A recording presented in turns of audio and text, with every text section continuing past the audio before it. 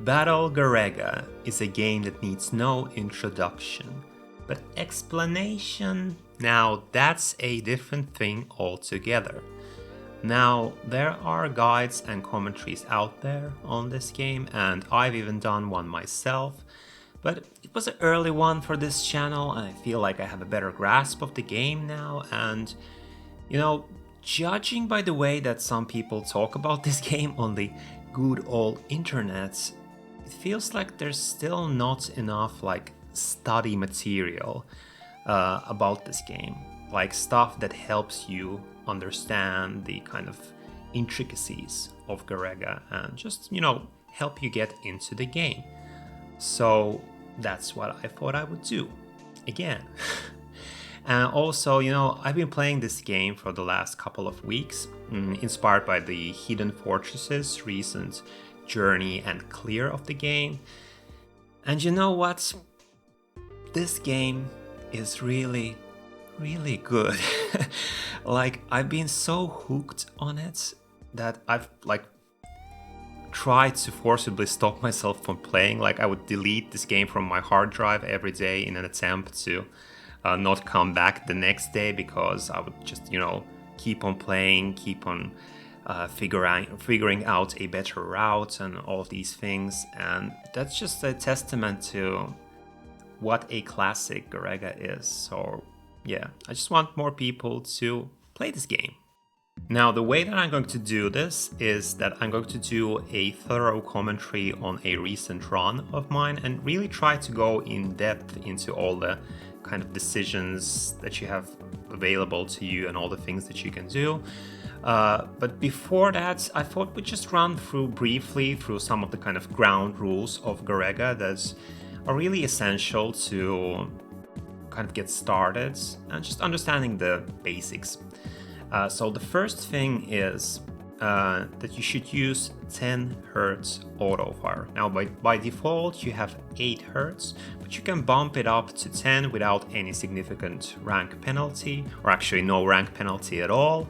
And that additional 2 Hz doesn't sound like much, but it does really help out. And if you want to, during the kind of final boss phases like Blackheart 2 and Glow Squid, you can bump it up to 15 or 20 Hz to get some additional firepower again.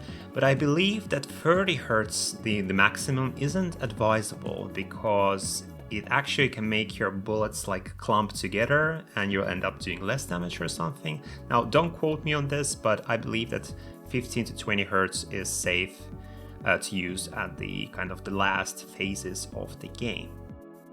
Now, second thing, your main shot. Power up your main shot with only the big power-up items. You're going to have both big and small ones. Just forget about the small ones because they raise rank too much compared to the big ones. So just hold out for the big ones, then get to max power and just enjoy the game. Now, number 3. Collect all the bomb fragments that you can.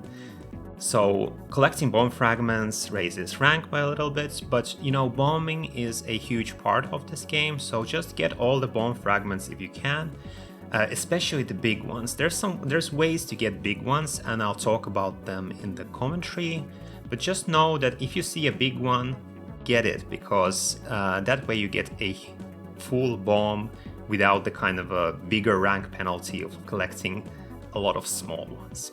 Now, point number 4, use 2 options at a maximum for the first 5 stages or so. When you get to Blackheart, maybe you want to have 3 or 4, and for stages 6 and 7, you better just go all out because the challenge is just rising up so high. So yeah, but for the first 5 stages or so, 2 options should be enough. Now, when it comes to bomb usage, I would advise you to plan some bombs for the toughest portions of the game. This is again something that I'm going to talk about in the commentary more, but I always bomb Mad Ball 1 and Mad Ball 2 because, first of all, bombing those bosses gets you a lot of score, but also it means that I can basically skip the boss fights, which is really nice. Or stage 6 wall section, the very famous turret wall. I just always bomb twice there, and then that makes it a lot more manageable. So use your bombs and plan your bombs. But don't spam fragments, because in this game you can use full bombs or you can use just, small fragments, and it may seem like you could just collect like a little, like 1 or 2 fragments at a time, just keep on bombing, but that's going to raise your rank a lot. So don't be afraid of bombing, but just don't spam. Now, when it comes to chaining metals, which is an essential kind of scoring mechanic of the game, it may seem intimidating at first, but I would really recommend you just try and do it for the first couple of stages, maybe first 3 stages or so. But just know that if you break your chain, it may be advisable not to pick it up again, because once you're on the max metals, collecting them doesn't actually increase rank, but collecting the small medals does. So if you're going to have to kind of rebuild your metal chain several times during the run, it may not be worth it. Try to stay at 2 extents maximum for the first 5 stages or so, because the thing with this game is that you have to die either intentionally or non-intentionally to decrease your rank. And the more lives you have in stock, the smaller the rank decrease. So you want to have either 1 or 2 extra lives in stock, preferably not more. Like, it's okay to go to 3 sometimes, but as a general rule, for the first 5 stages or so, like when the game isn't that difficult yet, you want to die again, either intentionally or non-intentionally, to keep rank in check, and it really helps for the end game. And lastly, just to reinforce some of the earlier points, pick up what you need, but if you don't need it, don't take it, because if you collect absolutely everything in the game, the rank is going to just shoot up sky high. Now, for this run, my goal wasn't necessarily to clear the game, because I've done it once before, and battling glow squid, that's quite the challenge, a pretty unfair one in my opinion, though memorable. Rather, I was concentrating on chaining the first 5 stages, like chaining the metals, scoring a little bit in general, and just in general, cleaning up my routes and getting it more consistent. In part because I wanted to have a kind of a showcase for Garegga, where I would get a relatively clean run, which doesn't happen often in Garegga, but just show how you could, in theory, play this game and not kind of go all over the place and play chaotically. So I tried to get a kind of a cool, clean run together. Now, something that you might notice is that I'm not playing on the M2 shot triggers port, which of course comes highly recommended, especially if you're a new player, because you can see your rank, you can see enemy health, you get colored bullets, all of this super useful stuff. But I'm playing this game on shmup main, and I'm doing this because I got a little tired of playing with this thing, because it's the only control that I have for the PS4, and basically I wanted to have more control options. Like, I wanted to play with this. This is a rock. It has 0 input lag. But no, what I did with this rock is that I used it to press down space bar on my keyboard, so that I could just keep on shooting without needing to press down a button, which is good for my hand. But I also did use an 8BitDo M30, so I used an M30 in conjunction with a rock to do this run, and that's why I played on shmup main. But also I thought it would be kind of cool to play the original version without any of the gadgets, and trying to just keep all the stuff in my mind, and also just to show that despite the game's reputation and the fact that there is a lot of things that you need to learn, once you've played the game enough, you can also play without the gadgets. So it's not that complicated that you absolutely need the M2 port. Now the M2 port is just, it's just better, and it's super good and useful at like figuring out all the things in the game, but you can also play without the gadgets if you so choose to. One non-obvious drawback of playing on shmup main and playing with a rock is that I couldn't change my auto fire rate in the middle of the run. I'm sure there are ways of doing it, but I couldn't figure out a kind of a easy, reliable way of doing it on the fly. So I just decided to play on 10 Hz throughout. So my run begins with a save state where I've already pressed the 10 Hz auto fire once, and then I just keep it for the rest of the run, just for your information. And as always, I'm playing with Gain, which is the coolest, best ship in the game. Debatable. But anyway, and I'm playing the Gain C variant, so I choose my ship with the C button, which gives me a smaller hitbox, because, all the different buttons, A, B, C, or A, B, C, give you a different kind of attribute to your ship. Please check out the Shmups wiki if you want to read up on those. And I feel like a lot of people play with Wild Snail, aka Wind Snail, especially if they're going for their first clear, and I'm sure it's a good ship to play, so no pressure if you're comfortable with playing with Wild Snail. I started out playing with Gain, and primarily because I was watching Kamui's replays, and Kamui is the world record holder for Garegga. And the way that she played with Gain just made it look so cool, with all the swords flying out everywhere and all the bomb strats and everything. I just was, inspired to start playing with Gain, and, it is a little intimidating at first because he's so fast.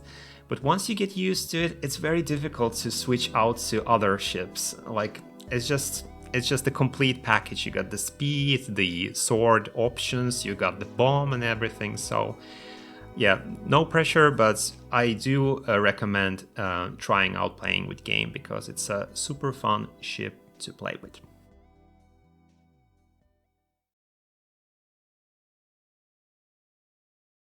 So starting out here, I'm just going to pause this briefly. We have our first two lessons. And the first one is that ground targets usually give you bomb fragments. And what do you do with bomb fragments? You collect them. And the other thing is that if you look at those formations of tanks on the left and the bulldozers or something on the right, you'll see that they're kind of slanted. They're in a diagonal position. And that's there to teach you that if you move diagonally in this game, you move faster, which is kind of a weird thing and gets, it takes a little bit of time to get used to. But once you get used to, it feels super cool. It's like in Doom, the original Doom, if you strafe kind of diagonally, you move faster. So that's something that you want to keep in mind and strategically use throughout the game.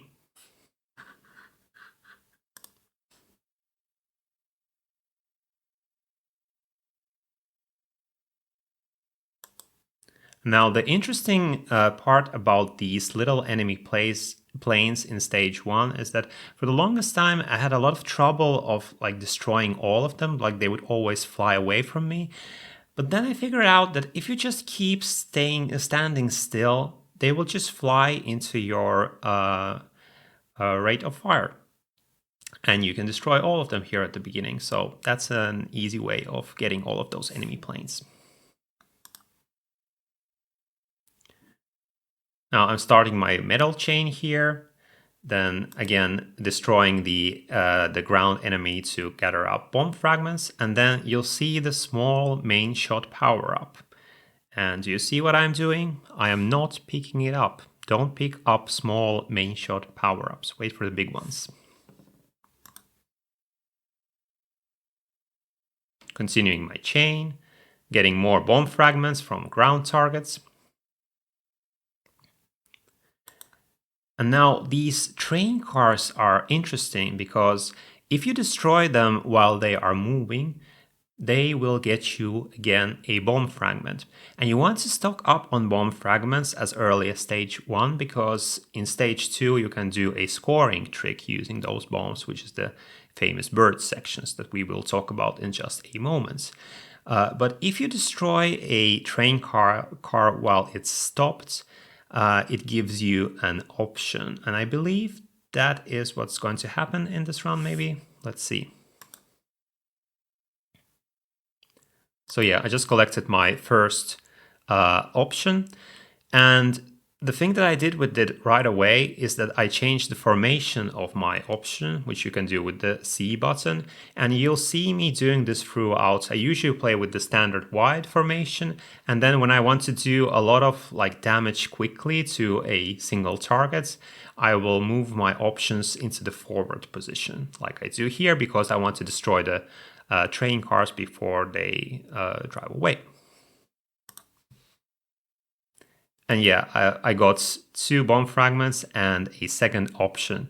And now I won't be picking up any more options because I'm at 2 options, which is plenty. And you know, using a lot of options raises your rank really quickly, so you don't want to overuse them this early in the game.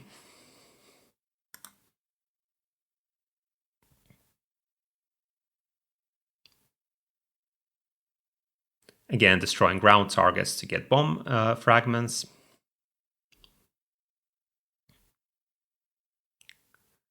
And keeping my middle chain going. And here, again, getting bomb fragments from these train cars. And here, did you catch it? I just picked up a small power-up. But Hazy, you said, didn't you just say that you shouldn't be picking up any small main shot power-ups? Yeah, but what I noticed is that I'm going to do an intentional death soon at the stage 1 boss. And what I noticed is that I would always get a special option formation after dying and collecting my options again. And I got the wide, like the super wide option. And you get the super wide option formation when you let 5 small power-ups fall from the bottom of the screen and then collect an option. And that would always happen to me at the end of this stage. And I don't want this, because every special formation that you get, I believe it raises your frame rank, which is the kind of rate at which rank generates every frame. So again, I don't want to be getting any special option formations. So that's why I'm picking up the small main shot power up, so that I won't get the special formation.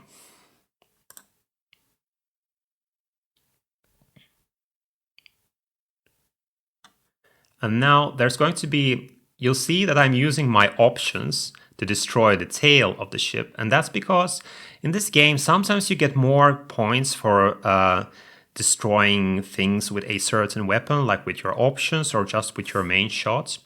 Like here, I just destroyed the kind of the 4 turrets on the both sides of the ship, but there are still 2 turrets left.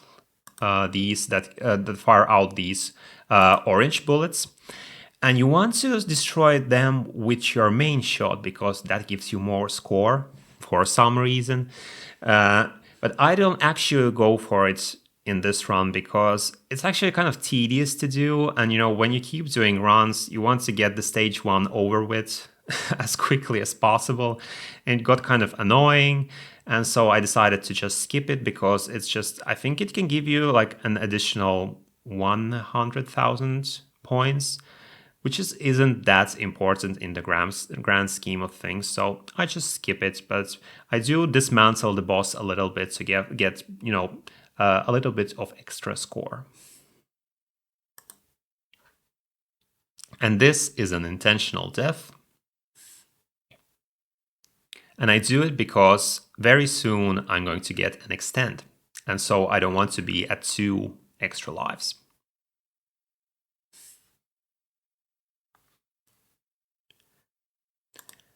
Now, stage 2, the beginning of stage 2 used to give me a lot of trouble, because there's this mid-size enemy at the top of the screen. And the thing with this enemy is that you destroy the sides first before you destroy the core. It's going to give you extra medals, and usually that's good. But you know, when it's firing out its bullet patterns, it can be really difficult to get those medals. So what would happen to me a lot of the time is that I would break my chain here, which is super annoying. But I figured out that if I just keep my standard option formation, so I'm not doing I'm not using the front-facing option formation, because that actually destroys the sides. So I'm just using my main shots and I'm concentrating my fire on the center of the ship.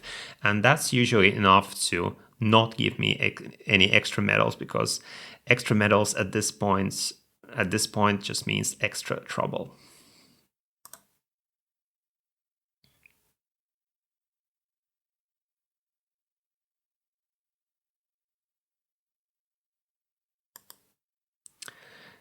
I paused this at the perfect moment because, you know, stage 2 is actually pretty challenging when it comes to chaining, because I'm not sure what it is about this stage, but I often get these kinds of situations where the bullets and the metals overlap. So that's something that you might want to be mindful about.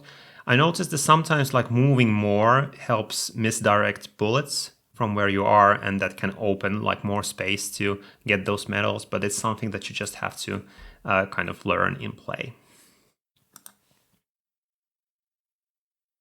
Now we're approaching the famous bird sections, and the thing with this section is there's this castle, and if you bomb it, not too early, not too late, a flock of birds will fly out, and you want to shoot at those birds and especially bomb those birds. Don't worry, nothing will happen to them. You will just get a lot of extra score. And I believe that this depends a lot on the ship that you're using. So depending on the ship, you can get a lot of points or, you know, a decent amount of points. But the good point about playing with Gain is that he can get a lot of extra score here. So I'll just keep on using the bombs here. And there's a specific rhythm that I learned here that usually gets me to about 1.7 million at this point. I'm not exactly sure how this section works, so I just recommend save state practicing this, and, you know, depending on the ship of your choice, maybe there's a specific rhythm that you want to bomb, or, you know, just experiments. So yeah, using my first bomb, then my second, collecting some more bomb fragments here, and then using my third bomb, and then just keep on shooting at the birds. And yeah, that's 1.7 million, which is really nice at this point. And the thing with these tanks is that if you destroy them while they are going over the houses, you get extra medals, which I do want to get. And here I'm going to get a big main shot power up. So yeah, always pick up those. Unless you're on the max power, of course. Again, using the front-facing option formation to maximize my damage, but also because in this section that's coming up, like you can see these red planes coming from both sides, and what's going to happen very soon is that a tank will rush in from the center of the screen. And you know, if you're destroying both sides, like all of these planes, when the tank comes out, you know, one of these planes may drop a medal, and it may be really hard to collect when you're just trying to survive against the tank. So what I usually do is I concentrate on one side of the screen, then I misdirect the tank fire, destroy the main turrets of the tank, and then open up my option formation to destroy, you know, as many planes as I can, because then it's safer to pick up medals. And that's what I'm going to do next. Concentrating on one side, misdirecting the tank while dealing some damage, destroying the main turrets of the tank. Okay, that wasn't super good, a little risky. And then I open up my formation, and yeah, there's a medal. And again, collecting bomb fragments.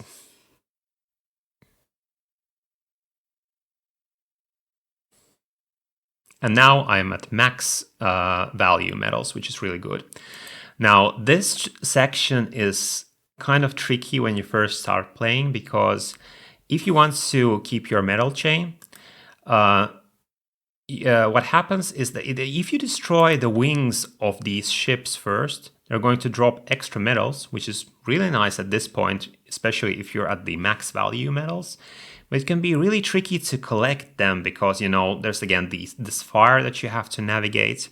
And what I've learned works the best is that I'm again using the front-facing option formation, and I'm doing these like fast sweeps and concentrating on the wings and trying to kind of time it so that I'll destroy all of the guns at the same time so that there won't be any bullets on the screen, and then I'll be able to collect the medals that I want. It looks risky and strange, but somehow it works just about every time. So yeah, getting some extra medals from the wings, which is really nice. And here, if you look at my score, you'll see that it's at 1.9 million. And soon I'm going to do a scoring bomb trick on the Madball, the boss of this stage. And then I'll get an extra life. And I don't want to be at 3 lives because I want to get them kind of, well, maybe not the maximum rank decrease, but, a nice piece of rank decrease. And that means not going over 2 lives at maximum. And so what I'm going to do is I'll collect this medal. Then I'll wait or actually no, because this medal, so the thing with this section, I almost always do an intentional death here. What I'll do is I'll wait for a medal drop and then I do my intentional death, because if you don't wait for the medal, what can happen is that if you ram yourself into an enemy plane and then you die, and that enemy drops a medal, the medal may drop off the screen before you respawn, which breaks your chain, and again, you don't want that. So usually I wait for a medal to drop and then do an intentional death. And I believe this medal was dropped by a plane, so now I can do safely. That's intentional death. Yeah, I just fly into an enemy plane.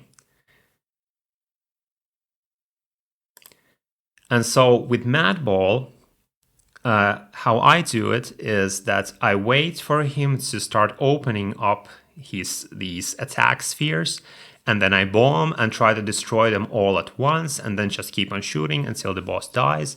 And it usually gives me like let's say 700k or something, which is really good. Like I'm almost at 3 million entering stage 3. And if you look at high scoring replays, you'll see them kind of bait the boss out and wait for like an optimal formation or something. I believe, I might be wrong about this, but I believe that it has something to do with how, the boss is pretty high on the screen here. And when enemies are on the kind of top, like the uppermost portion of the screen, they're actually invincible. So I guess it may have something to do with this, like optimizing the score that you get from this boss. But the way that I do it is really easy, really safe, and still gets you a lot of points. So that's what I'm going to do. And again, if you're playing with Gain, I highly recommend doing the strats. If you're playing with other ships, maybe, I don't know, try it out. Maybe it can work. Maybe it helps with the boss fights or something. But just as a general rule, there are these bombing opportunities in the game, at least with Gain, that can significantly help you with survival and scoring, which is super nice. So yeah, bombing right away, destroying all the spheres, then just keep on firing, and then Madball dies, and I'm at 2.7 million entering stage 3, which is super cool. Now, obviously, I really enjoy Garegga. I enjoy chaining the medals. I enjoy figuring out a little bit of scoring and everything. But I do dislike it when, when you get into the scoring, the game gets kind of punishing, because if you break your medal chain at an unfortunate moment, like let's say you break it at the end of stage 2, what that means is, of course, you lose out on some score, but that's, for me, I play for score not to get a high score per se, but because usually it involves playing the game in a specific way that feels good and cool when you manage to pull it off. But if you fail, if you break your chain, then you can't do like this cool scoring trick at the end of stage 3, and then that feels bad and, makes me want to reset the game, and resetting the game feels bad. So that's kind of an annoying part of Garegga, playing for score. But again, if you're playing for your first clear or something, I recommend trying to chain, but once your chain breaks, just forget about the medals and just play for survival. But yeah, if you're playing to score and you want to get some juicy medals, you can bomb this rail at the start of stage 3 and uncover a lot of max value medals, which is super nice and makes your score go up. Like so. And an important thing about the medals is that if a medal falls off the screen, like your chain does break, but if there is a max value medal visible on the screen, like you see here, and if you collect one, then your chain goes back to the max value, which is really cool. So you can, in fact, save your chain. But there is kind of, it takes some time to getting used to, like there can be these conditions when you have like minimum value medals and max value medals at the same time, and it can be kind of tricky to figure out which you should collect first and stuff, but you'll figure it out once you just keep on playing. So yeah, getting some nice medals here. Now I'm going to collect a bomb fragment from a turret and bomb again to uncover more medals. And something really funny is going to happen here.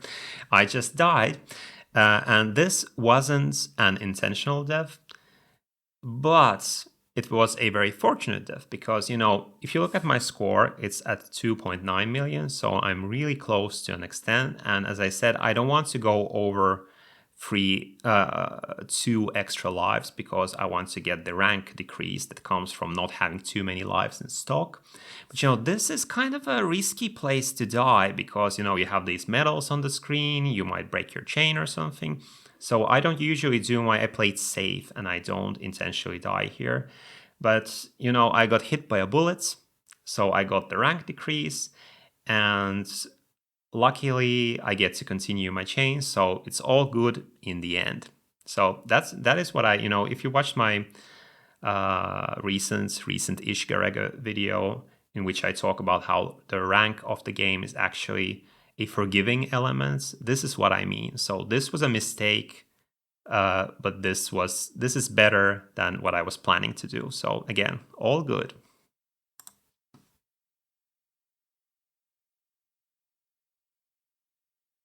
Uncovering more medals, collecting some bomb fragments because again there will be a bombing opportunity very soon. Keeping my chain going. I accidentally missed getting my second option back, so this is a little tricky. I would prefer to have 2 options. And yeah, you can bomb this part here to uncover 6 medals, which is really nice.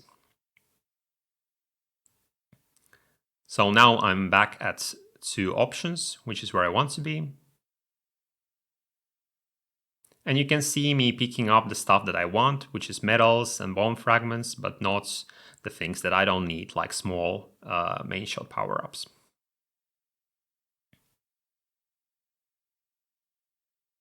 Now we get to the famous 1-up turret section. So this tank, or whatever this is, if you destroy it in a certain way, it will give you an extend, which you want to get. And what you want to do is destroy both of the sides of this tank. Like right now, I'm concentrating on the left side, then soon I will destroy the right side. And then you let the tank arrive at its destination. There's like a small parking lot for it at the end, and then you destroy it, and then you get that extra life. So if you're playing the M2 shot triggers version, there's a very helpful gadget that shows you the health of this enemy. But if you're just playing it on the original version, you don't have it. So you kind of have to play it by the ear. And, you know, I've had a lot of runs where I would destroy it too early, or then the boss would have too much health at the end. So, but eventually I kind of figure out a way that works for me. So I play on instinct here, and usually it works out. And just one more thing about this thing. you can see a turret in the center of this tank, and you want to leave it alone because if you destroy it, it's going to keep on shooting this spiral pattern of bullets, which is really annoying to dodge for this section. So just destroy the sides, leave the center alone, and then destroy the tank completely once it's arrived at its destination.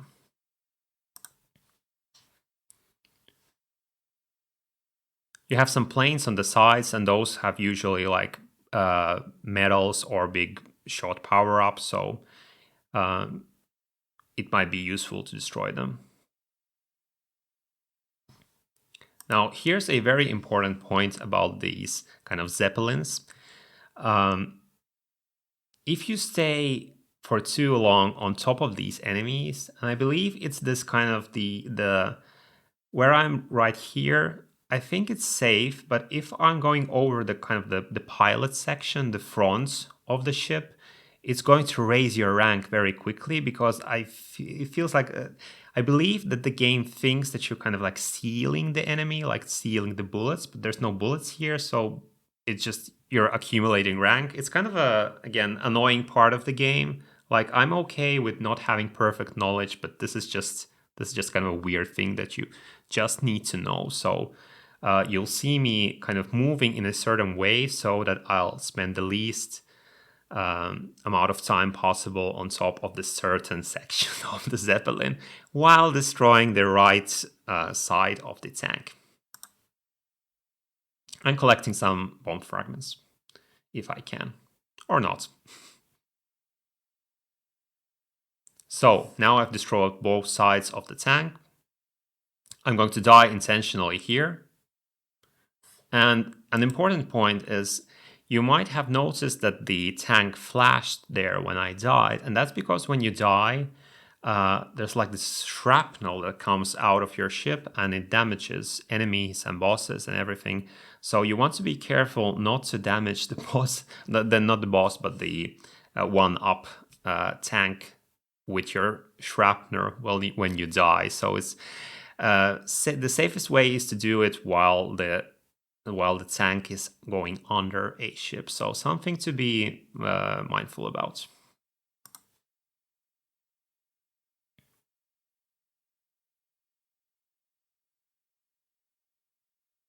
So here I'm extra careful not to hit the tank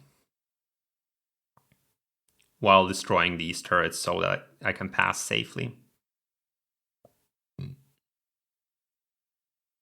Again, not staying on top of the Zeppelin, then doing enough damage to the boss, getting the extend, and then uncovering the medals here and not picking up anything that I don't need.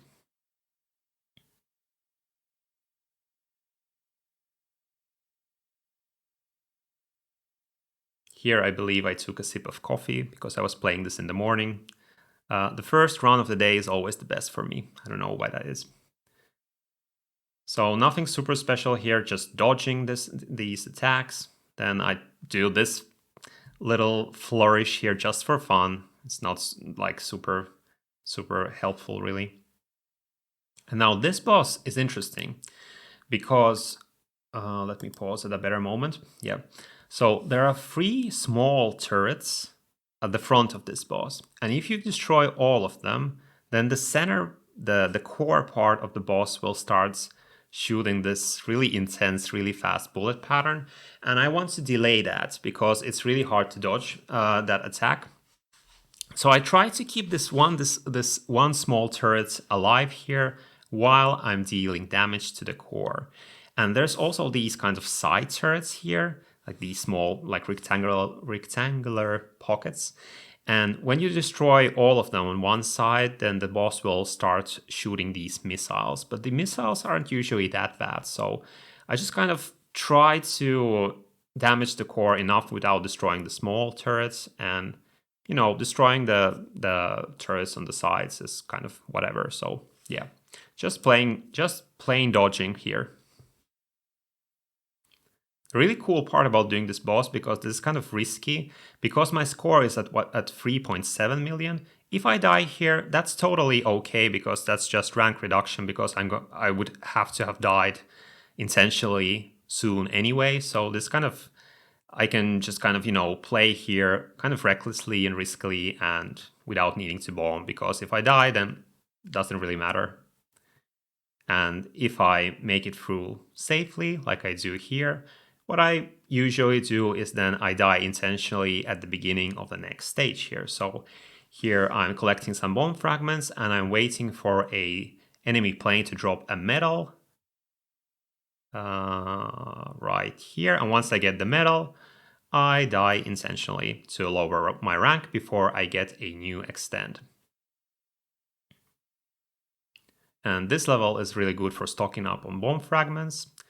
And you can bomb these pipes to uncover loads of metals, which is really good. And I believe all of these buildings have metals inside of them, but I can't really bomb all of them because I want to start, I want to save up some bombs for the next level and everything. And with this tank, and I believe this works for all the big tanks, like these green tanks in the game, if I'm not mistaken.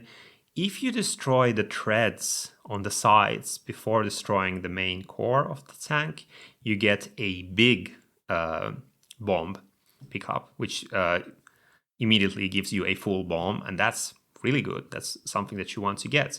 But it can be kind of tricky, so yeah, because it's really easy to kind of destroy the core part first, because it's hard to control your firing and stuff. But I think I do manage it here, and there's a kind of a method that you can do, which I think I'll showcase later in this run, possibly. Let's see. Well, the thing is that if you have homing, you can just let homing take care of the tanks, and usually they kind of take the tank apart, and then you always get the big bomb. So, but yeah, here I'm just kind of trying to get it playing organically. And it's really cool because it succeeds, and yeah, I got a big bomb.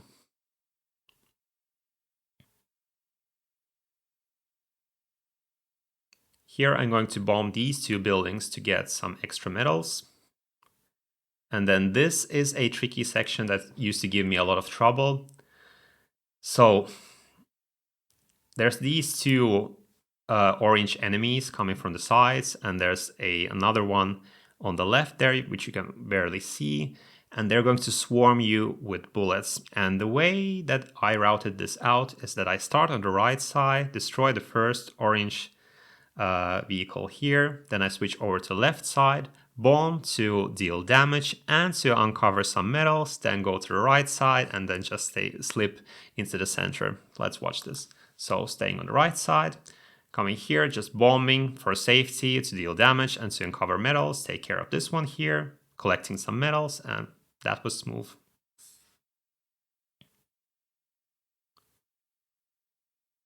Now here we get these 4 green tanks, and there's you can use this opportunity to get some big bomb pickups if you're really good, but I'm just playing it safe. That was not intended, that was just kind of I got a big bomb by accident, but I'll take it.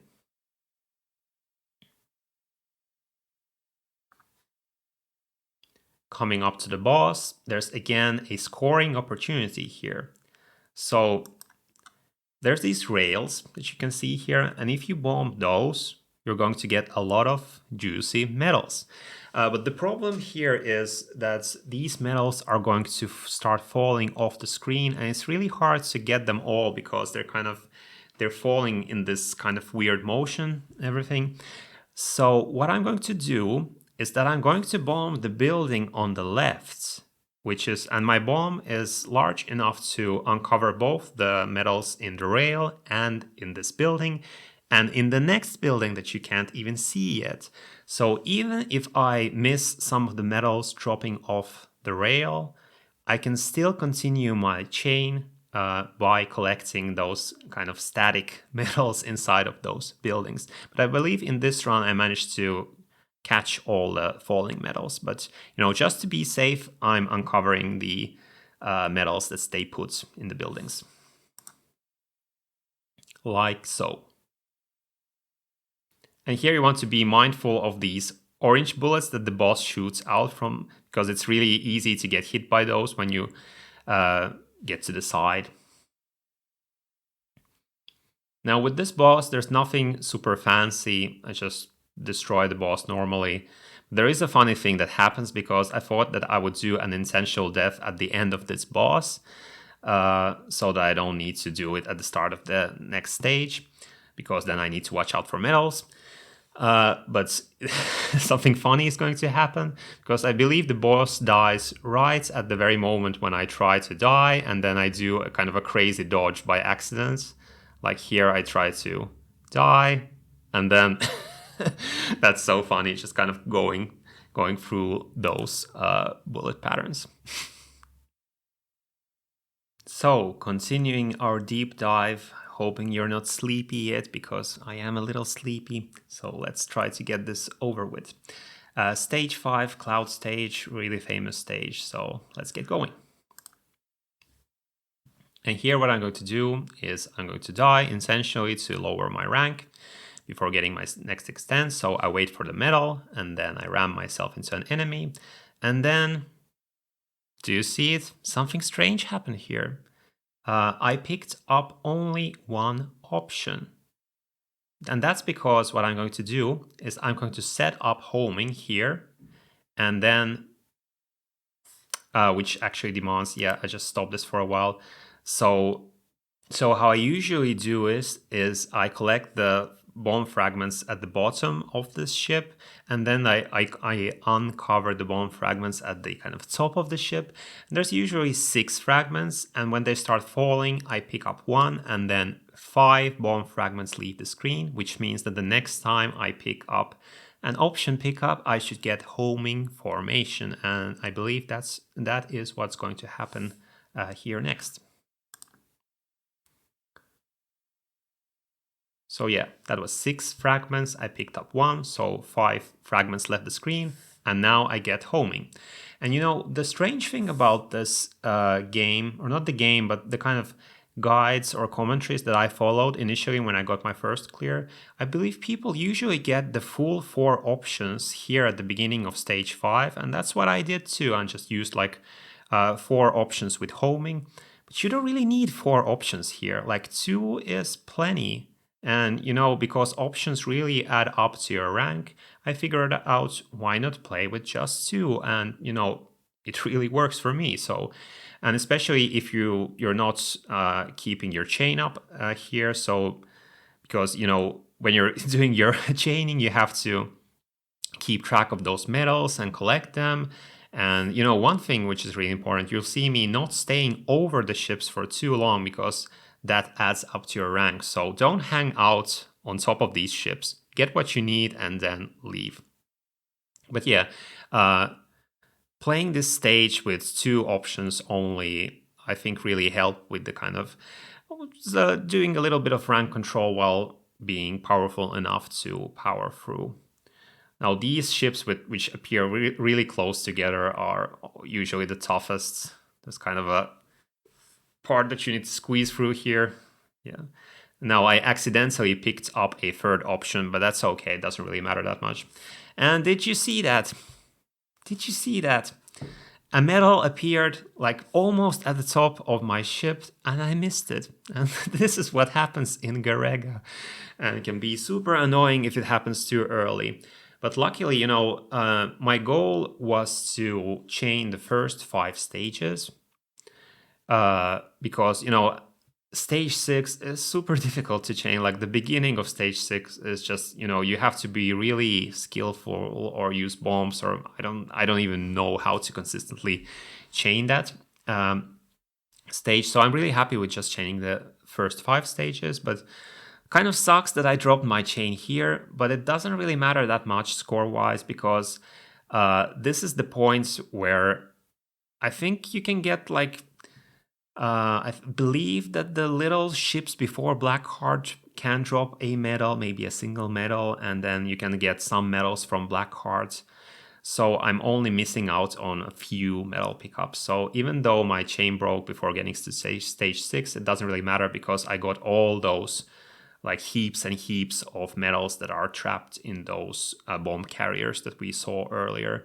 And you know, I believe it was the Hidden Fortress who said in some of his Garegga commentaries that For him, stage 5 is kind of boring to play.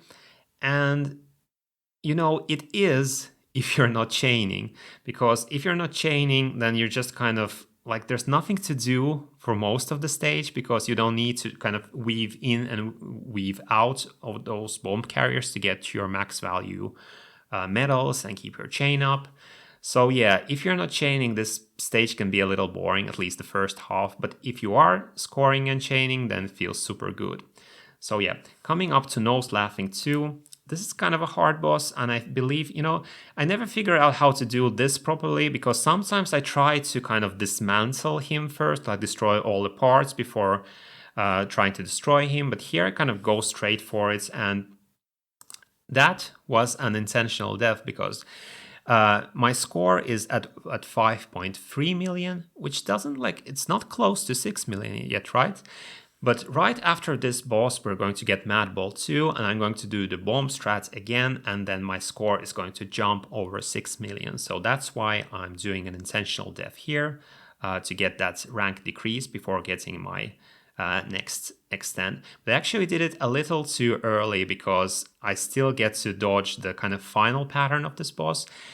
It's kind of weird about this Nose Laughing 2, because sometimes you don't get the final pattern, and I don't really know what the deal with that is. Maybe it's dependent on which parts you destroy first. I don't know.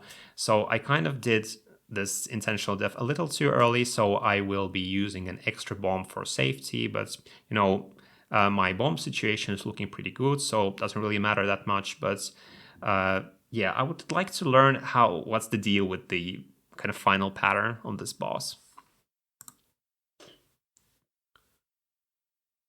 So yeah, I kind of want him to be dead already, but by this point, I get these crisscrossing bullet patterns, so I bomb for safety. And now we get Mad Ball, and I'm going to do the bomb strat again. So I'm just bombing when he's starting to open, then just keep on shooting, keep on destroying. And yeah, I'm at 6 million, just got my extend back, which is super nice.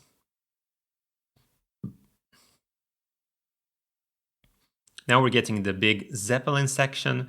And this honestly is one of the hardest kind of sections, at least of this kind of first half of the game. And this is where having homing and maybe having more options is really helpful. So I think I'll pick up a third option at this point, which you can uncover at a certain point. And I usually try to go for those circular turrets that fire like bullets in a spiral pattern, because those are the ones that get me killed often.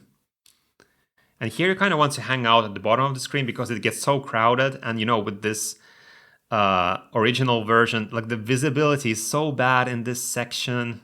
Like, those bullets really get mixed in with the background. And this is kind of funny. I didn't expect this attack to begin this early, so I was in a really kind of tight position there.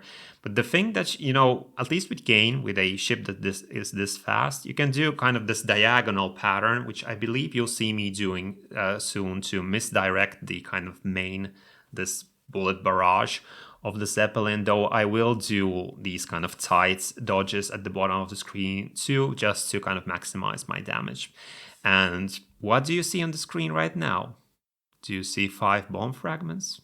Do you know what it means? You know what it means. Let's continue. So yeah, dodging, just destroying those turrets to be safe, and collecting the bomb fragments. So yeah, doing the diagonal dodge right here like this, yeah. Misdirection. That was a bad dodge.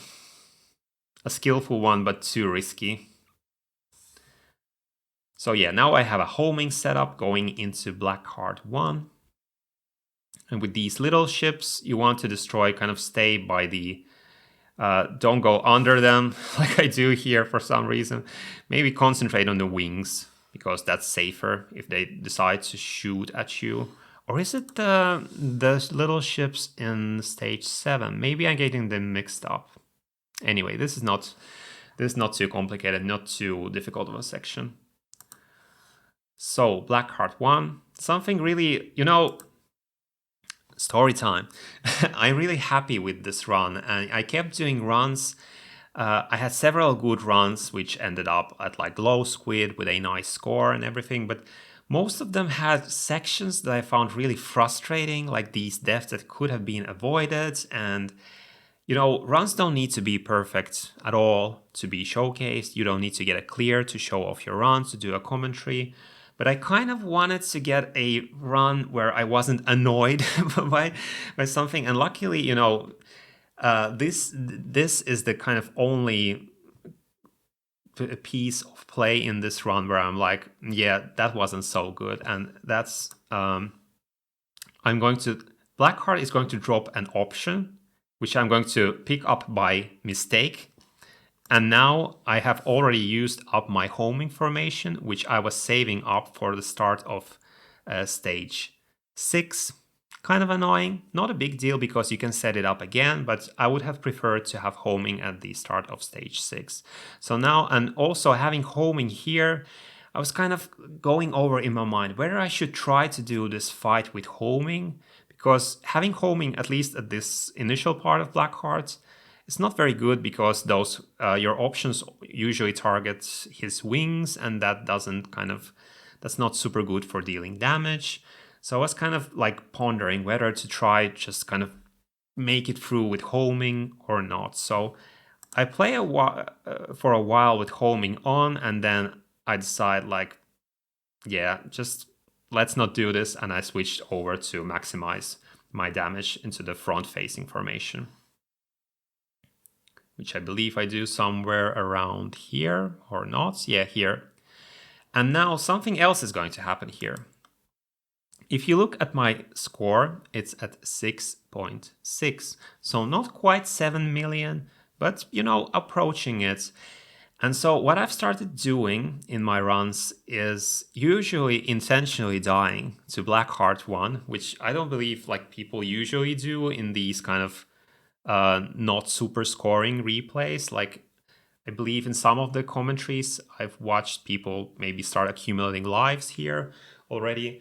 But I decided to try to manage my rank, keep my rank low, and you know, I don't want to die essentially at the beginning of stage 6 because it's kind of a chaotic section, and I want to have everything together by the time I hit the stage 6 turret wall. So I decided to die intentionally on Blackheart 1.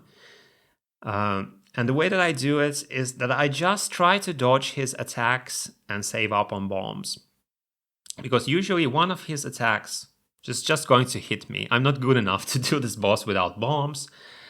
So ideally, I would, you know, try to dodge, maybe die once and get through this without using bombs. And then, you know, if somehow I made through it without dying, I would just do an intentional death right at the start of stage 6. So it's kind of a win, setting myself up for a win-win situation. So here, I believe I'm going to get hit pretty soon here. Yeah, the Sidewinder. I go into the wrong direction and get hit, but I'm like, yeah, okay. That's okay. That's what I wanted to happen anyway, and now I'm going to like really try not to die here and bomb if I need to. I got the rank reduction that I wanted, and you know, let's go. But then I die again right away, and this, I believe this is the first kind of well, I did die unintentionally at the start of stage 3. But even though that was unintentional, that was not unwanted. That was a happy accident. But this is an unwanted accident. So again, not a huge deal, but ideally I wouldn't have died here. But as I've said numerous times, the rank is a merciful mechanic, not just a punishing one. So what this means is that because I only had 1 life in stock, and I died here, I got the maximum rank decrease going into stage 6, which is stage 6 and stage 7 are the most difficult parts of the game. So my rank isn't, at least not supposed to be super high here. So again, not ideal, but not bad either, because I got some rank decrease going into stage 6.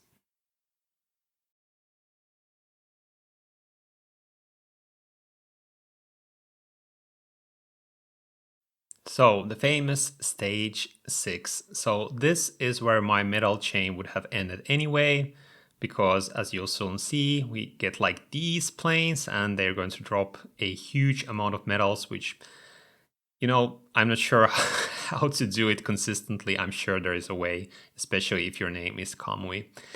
But yeah, I'm playing with 3 options here, which is actually plenty enough for now. I'm going to pick up a 4th one just before the famous turret wall, just to maximize my damage. But at this point, there's nothing super intricate going on. I'm just trying to survive, trying to destroy enemies as quickly as possible, and not picking up anything extra, but not fussing over too much. Like, if I need to, I can like pick up some power-ups while dodging. Like, just not dying is key right now because I'm at 0 extents, but approaching 7 million. So yeah, I just picked up my 4th option here just to be kind of on the safe side as I'm approaching the turret wall. And the way that I do the turret wall is, I know this is the section that destroys a lot of new players, and you know, I don't know if this is supposed to be doable without bombs. Like, I'm sure it is doable, but like, can you do this consistently without bombs?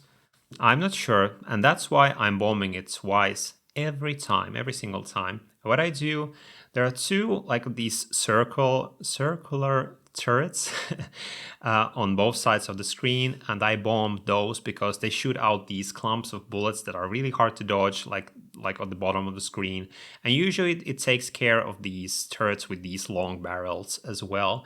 But what I actually did on the right side here, I bombed a bit too, I like placed the bomb a little bit too high. Like, I should have placed it a little bit lower, and this means that I'll have to do an extra bomb just for safety because this wasn't enough to take care of the kind of lowermost turrets.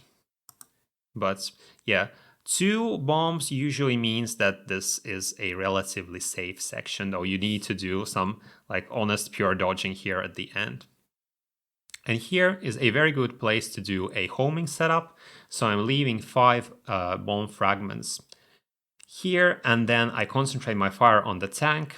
And usually it gives you an option, but actually if you have homing formation right here, just let the homing take care of the tank and it will give you a big bomb pickup, which is super useful. But here I'm destroying it normally to get, or not normally, I'm not sure, there's kind of a logic to it where you get small bomb fragments or you get an option, but I almost always get an option here, so that's what I'm aiming for.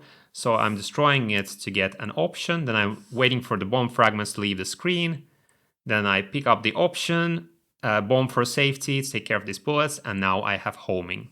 And homing is just super, super useful for this stage, both the stage portion and the bosses.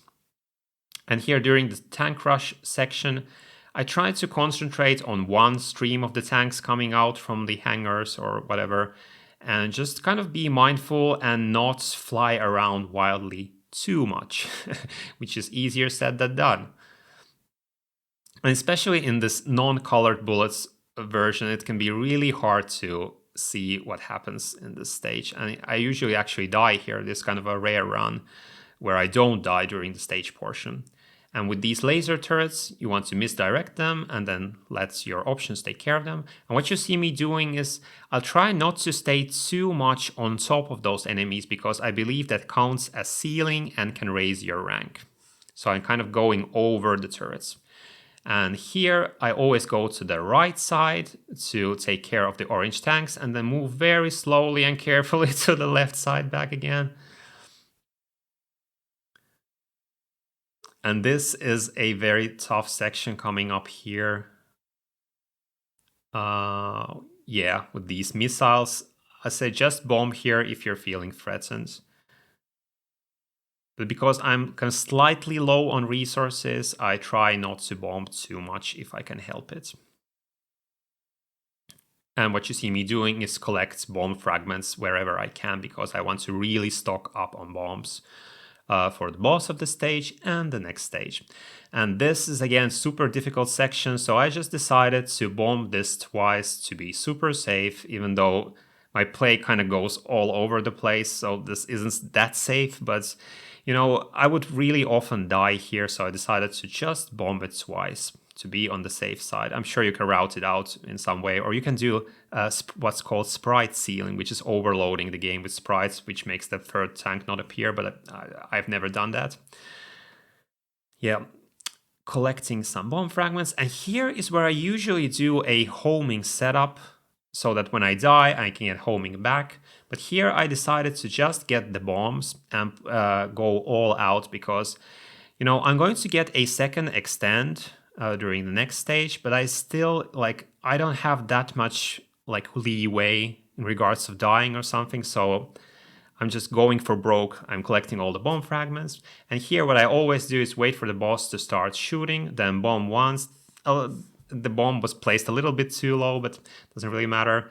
And that usually takes care of the boss. And with the second phase too, once it opens up, I bomb immediately to skip over the whole phase because this is like the hardest boss in the game otherwise. So I just completely skip that phase. And here, if you have homing, this boss is pretty quick. But usually in my runs, I would get here without homing. So I kind of got comfortable without doing this without homing. It's not difficult, it just takes a very long time, so this is kind of a stamina test and a test of dodging. Stage 7, super short, nothing super fanciful here.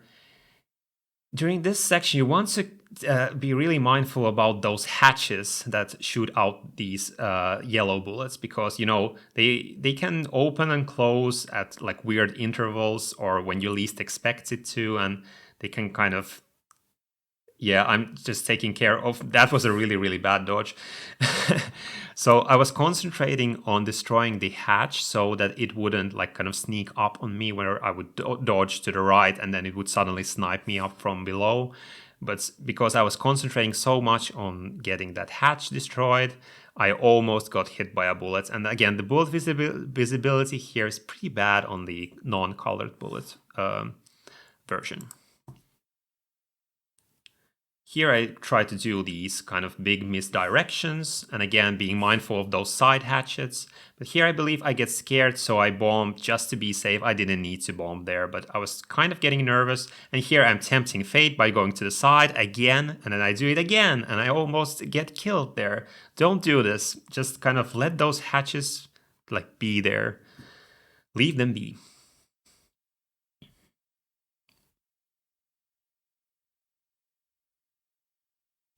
Getting the mini black hearts, and here you want homing to take care of them and just target the wings so that you won't be under these ships if they decide to fire.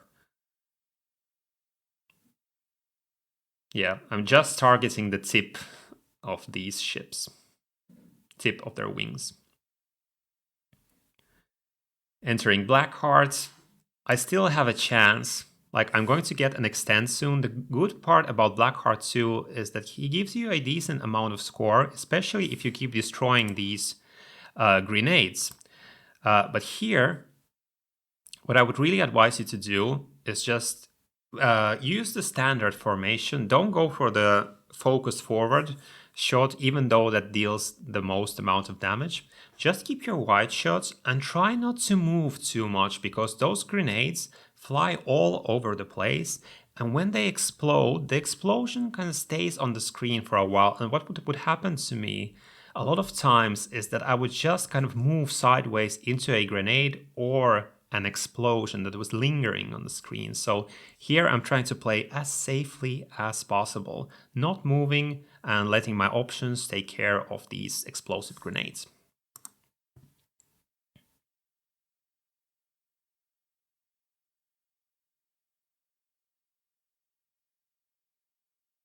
So this is just focus dodging right here. And for this attack, you just want to stay still.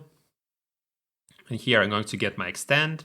Nice, I'm at 2 extends now, which is really good for getting into Glow Squid. This is just pure dodging. Nothing to explain here, just dodge.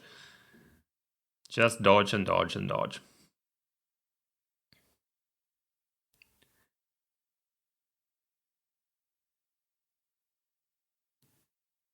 When I get this attack, I always bomb because it is super difficult to dodge.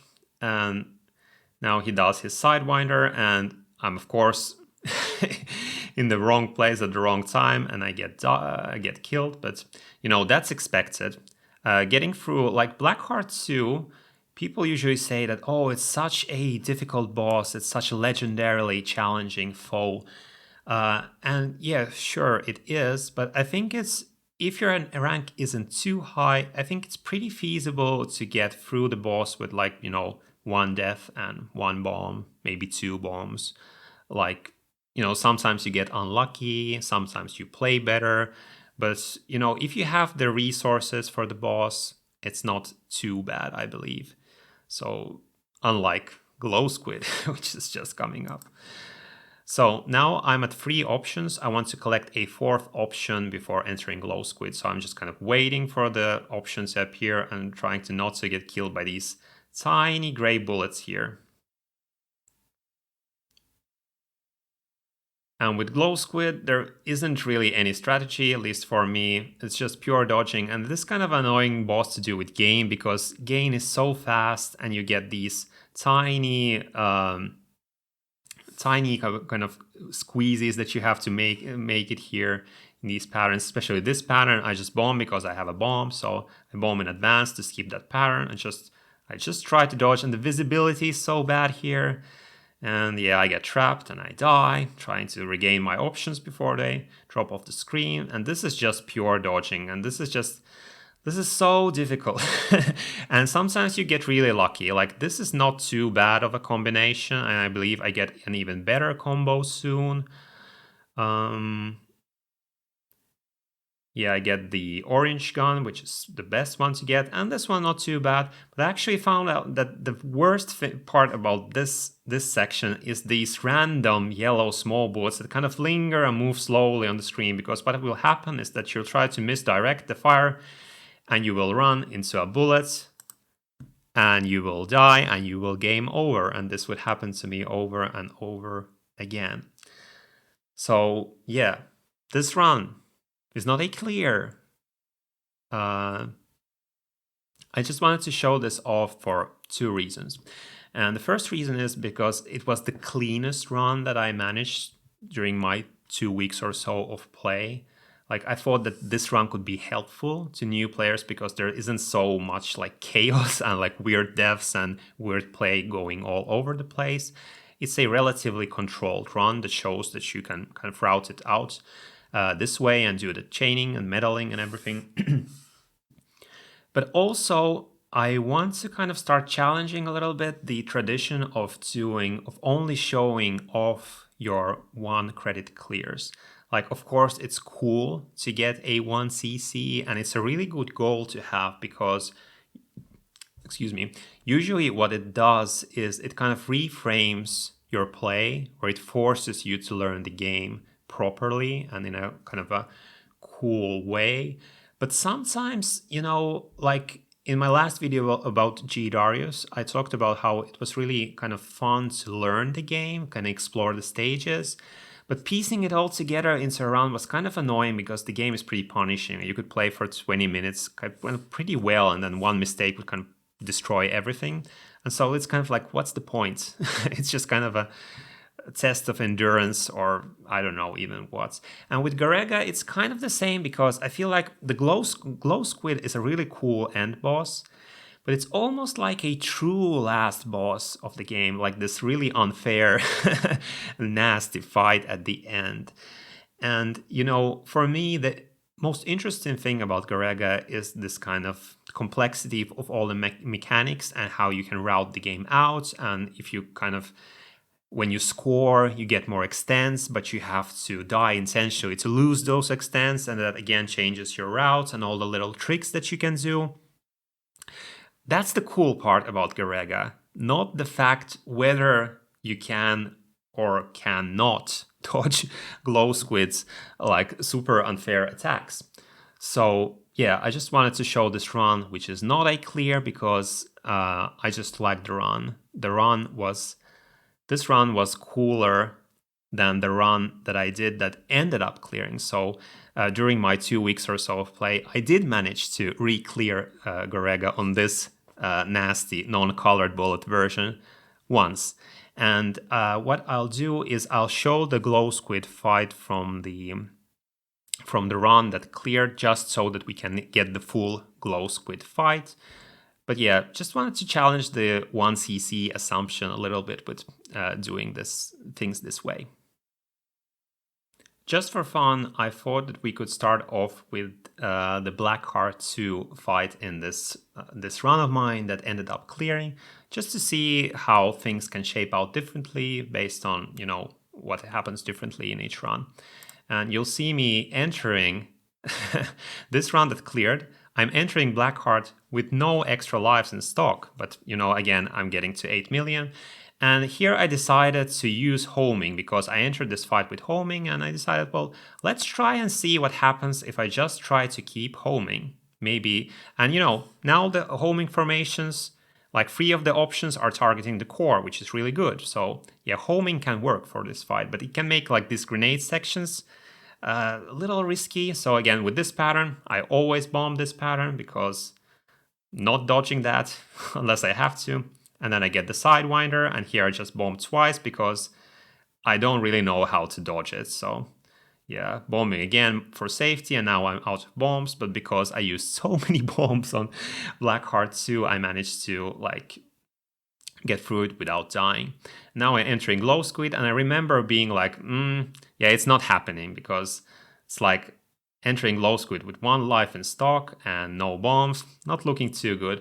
But the good thing about having homing for Glow Squid is that the homing is going to very soon target the core of the ship, which is good.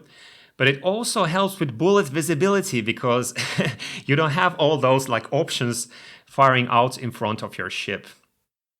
So that's helpful. And I also managed to dodge pretty well during this fight. Somehow. So getting these 2 guns, not too bad, especially because the bullet visibility is pretty good with these yellow bullets. Really helpful. I'm not sure if the homing is targeting the right parts at this moment, maybe not. This delayed laser gun is the worst. I hate it. I always die to it. So I have 1 bomb in stock, so I just use it immediately to deal extra damage. And this is a hugely annoying combination of guns. So I just try to go to the sides. I'm not too worried about actually hitting the core. I'm just trying to dodge, maximize my dodging. And somehow that was enough. And now we're entering the final phase. And here, as I was entering this, I was again like, this is not happening. I was kind of dead inside. But somehow I remembered, I watched the Hidden Fortresses commentated clear of Garegga. And in the clear, he talked about this specific part where he said, as he entered the fight, he was like, I'm not moving. I'm just staying in the center, and I'm waiting for the boss to come to me. And this is what I try to do too. Move as little as possible, because these bullets are out of control. And when the boss died, I was actually I was surprised. I was like, what? Where did the boss go? Where's the boss? Where's the fight? What's happening? And then I realized that I cleared, and of course, that's always a really good feeling. But again, just wanted to say that if you enjoy playing Battle Garegga and you're not able to clear it, just enjoy the game. It's not such a huge deal, and the clear will come eventually if you just keep on playing. And the main part really is exploring the game mechanics. That is in the long term, it's more rewarding. Of course, you want to get the clear, because then you can be kind of at peace with yourself. It's like, I cleared Garegga, now I don't need to have the pressure anymore. I don't have to have this goal taunting me. But it can be more about getting rid of that feeling instead of really trying to achieve something cool. Because of course, it's really cool to be able to clear the game, and I was really happy when I cleared it the first time, and I was again super happy to be able to clear it again. But getting my new route together was the most satisfying part of returning to Garegga and really kind of tuning and optimizing the intentional deaths and the rank and getting all the medals. Like, that's the best part of Garegga, honestly. But yeah, whatever the way that you play this game, I hope you do play it, and I hope that you enjoy it and don't get too frustrated by it, because I certainly do a lot of the times. But yeah, a phenomenal game, one of the best shmups of all time, certainly. Yeah, this is a really, really long video, and I'm not super sure whether it's going to work, but you know what? I'm still going to do it anyway. Hope you enjoyed this. Enjoy Garegga. See you next time.